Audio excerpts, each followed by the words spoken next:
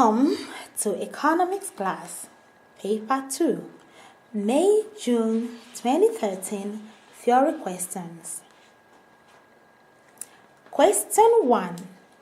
The table below shows a scale of preference of a student, Mr. Smith, whose disposable income is $7. Use the information in the table below to answer the questions that follow. Items needed. Price in dollars. Textbook $5. Shirt $2. Shoes $3. Trouser $3. Notebook $1. School fees $7. Mattress $10. What will Mr. Smith spend money on? II. Explain your answer in 2AI. B. What is the opportunity cost of Mr. Smith's decision in 2AI? Explain your answer in 2BI. C. I.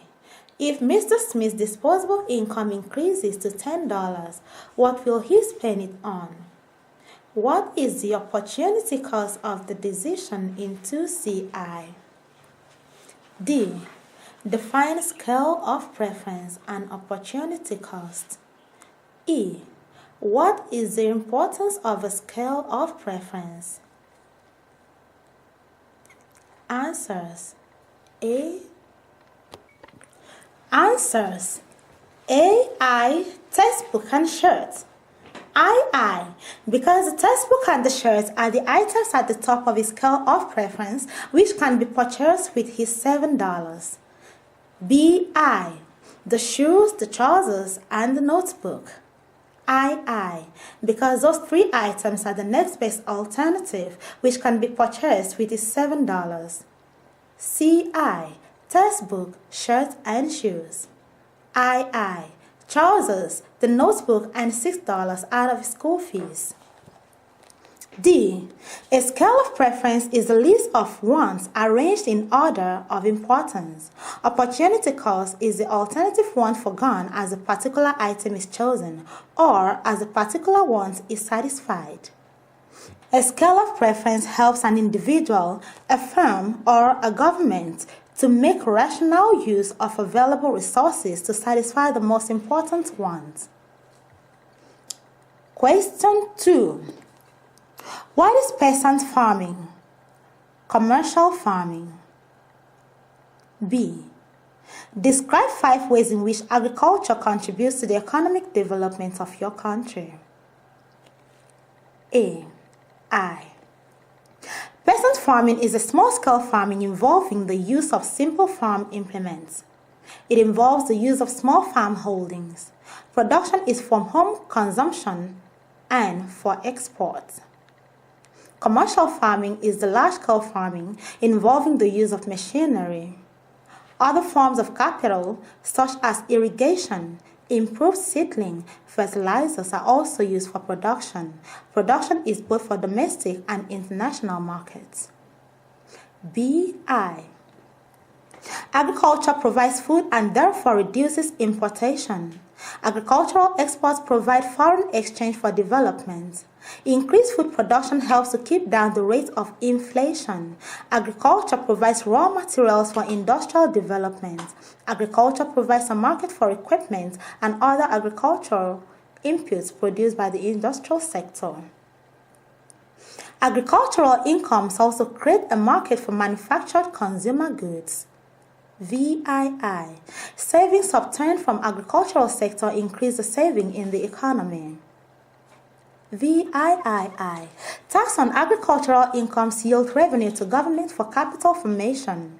IX. Agriculture provides employment for the growing labor force.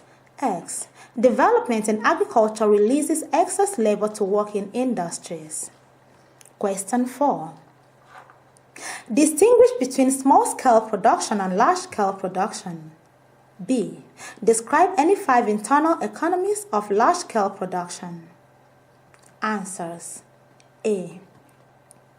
Small-scale production is production with small capital outlay and therefore at a low level of output. On the other hand, large-scale production is production with a large-scale outlay and therefore results in high level of output. B. Some of the internal economies of large-scale production are I. Technical economies. A large firm has the advantage in the use of factor inputs which results in lower cost per unit of output.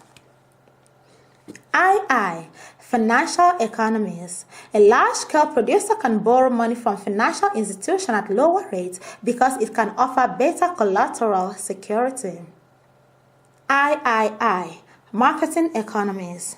A large firm can buy inputs in bulk and possibly at discounts. It can also pay less on transportation and advertisement, which results in lower operating costs. IV. Managerial economies. When output is increasing, managerial cost increases at slower rates. Number of managerial staff may increase with output. OR, as output increase, specialists can be employed to take charge of the various processes, example, marketing. V. Risk-bearing economies. A large firm is able to bear losses arising from its operations as it can provide insurance coverage, or it can also diversify its products in its market. VI. Welfare economies. A large firm can provide better conditions of service which may enhance the level of productivity and also attract highly skilled manpower. VII. Research economies. A large firm can invest huge amounts on research and thereby experience technical progress.